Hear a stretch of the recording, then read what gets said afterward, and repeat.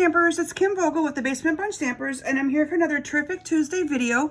Today I'm going to share with you a really pretty card that I created using these snow globe scenes dies, and I coordinated those dies with our Feels Like Frost paper that's in our Stampin' Up holiday catalog, and I love how this card turned out, and I'm going to share with you how easy it is to make a shaker card with these awesome products that are available from Stampin' Up. So let me start by sharing with you the dies that I used. So the dies come from our holiday catalog, and they're part of the Still Scenes stamp set and coordinating framelits. Now, I did not use the stamp set on this card, but it does coordinate with this set of framelits right here. These framelits are $31. And I also used these snow globe shaker domes and the snowflake sequins that coordinate with this whole product suite to make those shaker cards. Now, when I made my first shaker card, I really didn't care for just using the snowflakes by themselves. So I paired the snowflakes with our iced glitter that's also available in our holiday catalog. And I'm gonna actually show you that here. So this is our iced glitter, and it looks, I mean, if you like glitter, you'll love this. It looks like ice, so it's very, very pretty. It's a little bit chunky, chunkier than our normal glitter, but not real chunky. And then these are the snowflake sequins that came with that product suite to be able to make the shaker cards. But I liked it better. Let me put this cover back on before I make a complete mess, since a few of them are jumping out at me. But I liked it better when I added the two together to make up my own little mixture of different, the glitter with the sequins. And so we're going to be using this mixture today to make my card. Now the snowflake sequins are $6. And if you decide that you do want to pair it with the iced glitter is $7.50. And then the designer series paper that I chose to use today is the Feels Like Frost designer series paper up here at the top. And I don't even have a pack to show you any of the other designs, but this paper is stunning. And I'm sure that if you have been following other demonstrators or some of my own videos, you've seen us use this paper in the past, and it is just gorgeous. So let's go ahead and get started, and I'll show you how easy it is to make this shaker dome card. So I started with a piece of Seaside Spray. This is my card base, and this is cut 5.5 by 8.5, and this becomes my card base. Now, the one thing that you're going to want to do, I had two pieces of paper here too. I have the this is the Smoky Slate 5 1/4 by 4, and then I cut a piece of that designer series paper 5 by 3 3/4, and I cut this paper in a way that I had it where it looks like the deer is walking in the snow with the trees behind it. Okay, so you can kind of cut your paper any way that you would like. The paper comes 6 by 6. You're going to cut it down to a 5 by 3 3/4 piece of designer series paper. Okay, now you're going to need to adhere these two together, because once you adhere those together, you're going to then run it through the Big Shot using your shaker dome, and that's going to give you the opening for that dome. Now let me show you the rest of these awesome framelit dies here.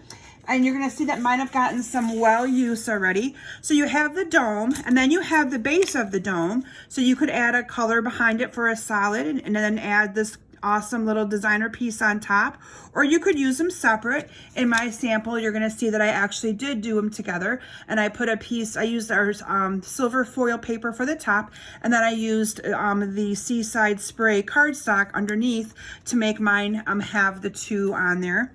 And then you have all these different little pieces that you can put inside of your card. So this one actually coordinates with the stamp set. So if you wanted to stamp this image and color it, you could then cut that one out. And then you could also, if you wanted to not use our shaker domes, you could just use this right here on your card and put something inside of it, and you wouldn't have to have it be raised. And then you have these trees, you have snowflakes. Here's the deer. You can see I actually have a deer still stuck in there. There's the deer, and then there's all kinds of little ones. You have panda bears. Like I said, mine have gotten some well-loved churches, all kinds of different things that you can do to make. Now I encourage you to check out my website at kimsbasementbunch.com because I am offering a class online where you can purchase a kit to make these shaker dome cards. All of the pieces will be cut out for you to be able to make 8 different cards, 4 different designs, this being one of them, and you'll have all of the supplies that you need to be able to put these cards together. And the awesome thing is there's no stamping on them, so it makes it even easier for you to be able to just kind of follow my video and be able to put those cards together. If you haven't found me on Facebook yet, I encourage you to search for Kim Vogel's Basement Bunch Stampers and join my Facebook group and like my page, as I do all kinds of inspirational stuff there as well. And I do Facebook Lives every Thursday night at 7 p.m. Eastern Standard Time. So with that, let's go ahead and get started again. Like I said, we have that Seaside Spray as our piece for our card base. And then you're going to adhere these 2 together. So I've already done that with another one. I've adhered those 2 together. And you're going to want to keep this piece that you cut out, because that's going to need to go back in there to add your scene back in, okay? Now what you're going to want to do is grab a pencil. I have learned that by having a pencil handy, it makes this a lot easier for you to be able to line up. So I kind of position my mat where I want it to be on my card base, and I'm just going to go very lightly with a pencil on all 4 sides to kind of give me a mark where this is going to be for my opening, okay? And that's a critical place or critical part to know, because you're going to need to know that to be able to put your all of your deer and all your good stuff in there, okay? So what you're going to do from there is you're going to just go ahead and adhere that right in there, okay? And you're going to be able to know exactly where it has to go.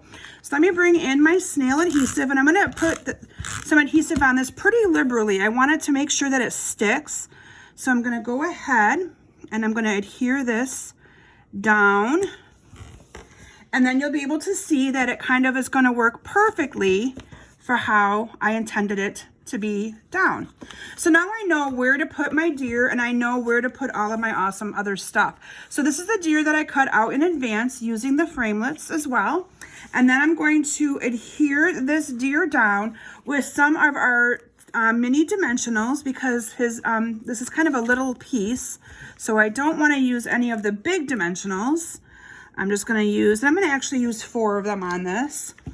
And so I'm going to go ahead and peel off these backings on here as well. I'm doing an event, so this coming weekend is our on-stage local event in Lansing, Michigan, and I'm actually going to be hosting a stamping event. I have 72 other attendees, other demonstrators that are going to be taking my class the day before on stage, and this is one of the cards that they're going to be making. They're actually going to be making cards with this awesome dome stuff, so I'm really excited to be able to share that with them.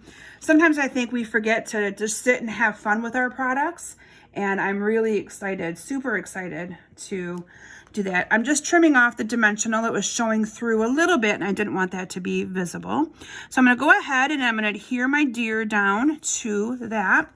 And then I'm going to dump in some of this glitter mixture that I've done in advance. Like I said, this is the sequins and the iced glitter mixed together. And I just felt that it was a little bit of a better fit for me, where the look of the whole shaker dome came into, or snow globe, I should say, came into play. Now this is the dome that we are going to use to put on our card. And what I'm going to do first is I'm going to pick up the top part. And I probably should have done this part first before I put all that glitter on there. So I am just going to gently slide this to the side, gently.